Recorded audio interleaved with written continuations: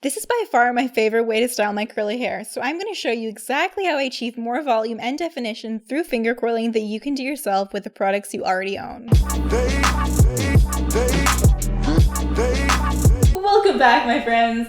Today I'm showing you how I finger coil my hair. Finger coiling is what I do during my curly hair routine and during my refresh. It's how I get more definition, less frizz, and a more perfect looking curl. Just letting you guys know up front, this method of finger coiling is more time consuming than what most people do, but for me the results are worth it. And the funny thing is, because it works so well, I can go longer between washes, so in a way it actually saves me time. I use this method after washing on soaking wet hair and also in frizzy curls when I'm refreshing.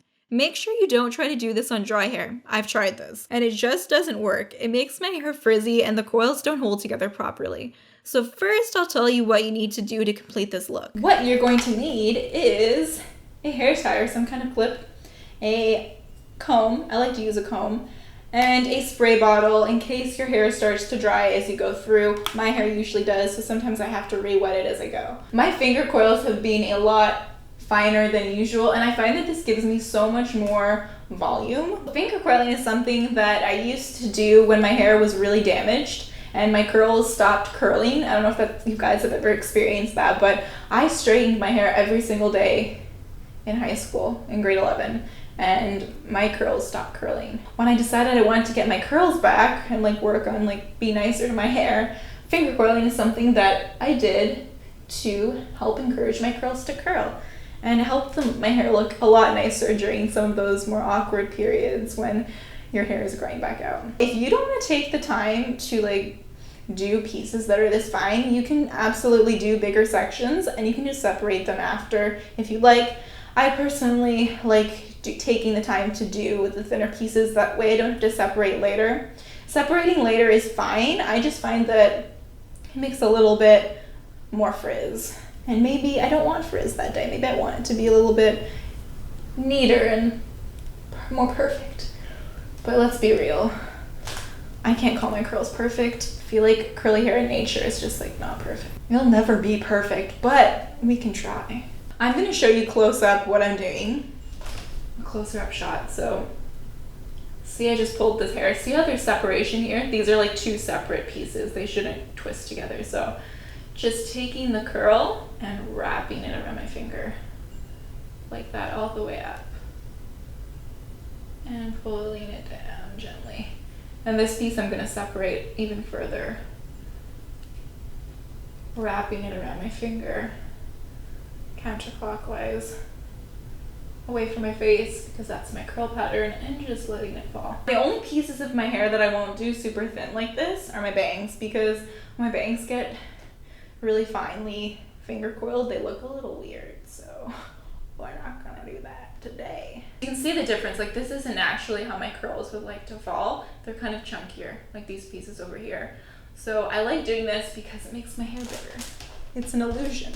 If you're watching this and your hair has heat damage and it's not curling, don't be discouraged because your curls aren't going to look exactly like these, obviously, because you've lost some tightness in your curls.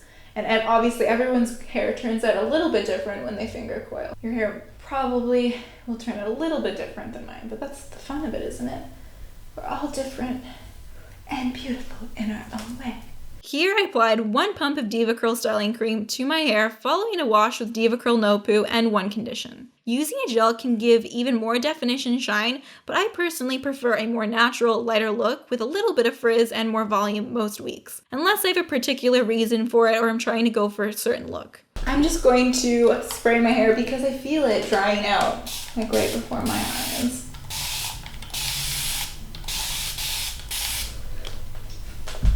Finger coiling is so effective that it even looks good on my hair without product. It's what I did when I didn't use any product in my hair for 3 years. Doing it on wet hair is crucial. The more wet your hair is, the better.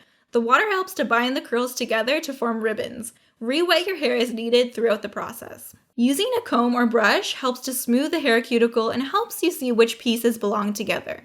When you run your comb through your hair, if you notice large gaps between the strands, that's when you know to divide those pieces and finger coil them separately. If you try to force pieces together that don't belong, the curls won't form properly. I personally don't do fine finger coils for my bangs because I find it turns out a little too 80s looking. I don't love the look of a lot of bang volume, but I urge you to experiment and see what works best for you. If you have a lot of hair, you can probably get away with doing large finger coils on your entire head. I personally don't have super thick hair, so finer coils gives me more fullness and volume. I've tried all different size finger coils, and these are the ones that I like best for me. When I first started finger coiling, I did fairly large pieces, mostly because I didn't have the patience to go smaller, but now I have seen the results and I don't want to go back unless I'm in a hurry. I find the more I finger coil, the faster I get, so don't worry if you feel like you're going slowly at first. If your hair is shorter, the process will be even faster and your curls will usually turn out tighter. For me, I was able to finger coil on my hair when it was 2 inches long, so it works well even for very short hair. The method I use now would probably take 20 minutes on this length of hair. My current length takes about an hour. The finer the strands, the longer it takes.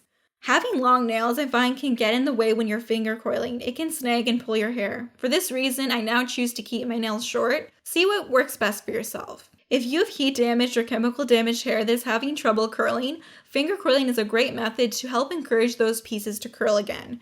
Using a stronger gel can be very helpful in holding your coils together. If you have wavy hair, you can finger coil, but it's probably not worth your time. I tried finger coiling on my mom's wavy hair and it looked nice, but I feel like it wasn't necessary. Scrunching and diffusing is probably the way to go. I find finger coils look best air dried, but if you don't have time, let them air dry for as long as you can and then gently diffuse on low speed and cool. I'm all finished finger coiling. It took an hour, which is a long time, I know, for styling. So if you want, you can do thicker twists. You don't have to do thin twists like I do. I personally love the look of the thinner twist because it gives me a lot more volume and it just turns out so much bigger and fluffier, and I love that. So this is what it looks like close up. A lot of definition, super shiny. And I'm just gonna let this air dry and I'll see you guys back in a bit. Before I get into what my conclusions were in the moment, I wanted to share with you some things that I noticed while I was editing this video. First, man, is it satisfying watching this finger coil video back because I get the satisfaction of seeing the finished results without actually having to do anything.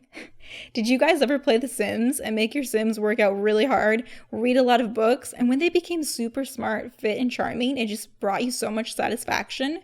Like watching someone else clean.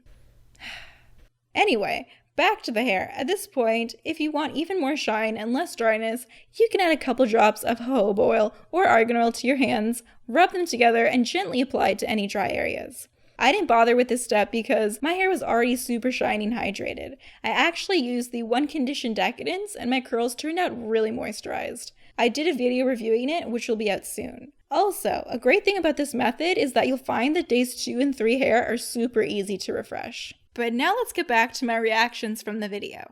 We are dried and I think the finger coils turned out really well. As you can see, there's a lot of volume. They're super defined and shiny. I love finger coiling so much. It's what I do every time I wash my hair. And I find that when I finger coil, my curls last so much longer and I can go so much longer in between washes, which is great because it is kind of a process. It takes a long time. Like it took me an hour to twist all of my hair, and depending on how thick your hair is, it could take longer or less amount of time if you're trying to achieve like a finer curl. But of course, you can do thicker curls and still end up with really, really great results. I find the finger coiling makes your curls look so much more defined and shiny, and like it helps with frizz. Like I still get frizz because I feel like I'm a frizzy lady, but I like that. So let me know in the comments, have you ever tried finger coiling? Are you going to try finger coiling after watching this video? Let me know. And be sure to subscribe because I'm always trying new things with my hair on this channel, and my next mission is volume. I want to try and get as big of hair as possible, and if you want to see that, you're going to want to subscribe. So I will see you in the next video. I hope this was helpful, and I'll see you next time. Bye. Do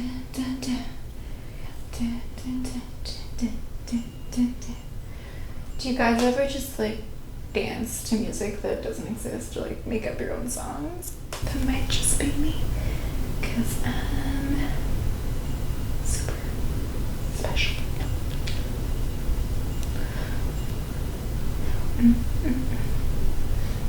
Mm-hmm.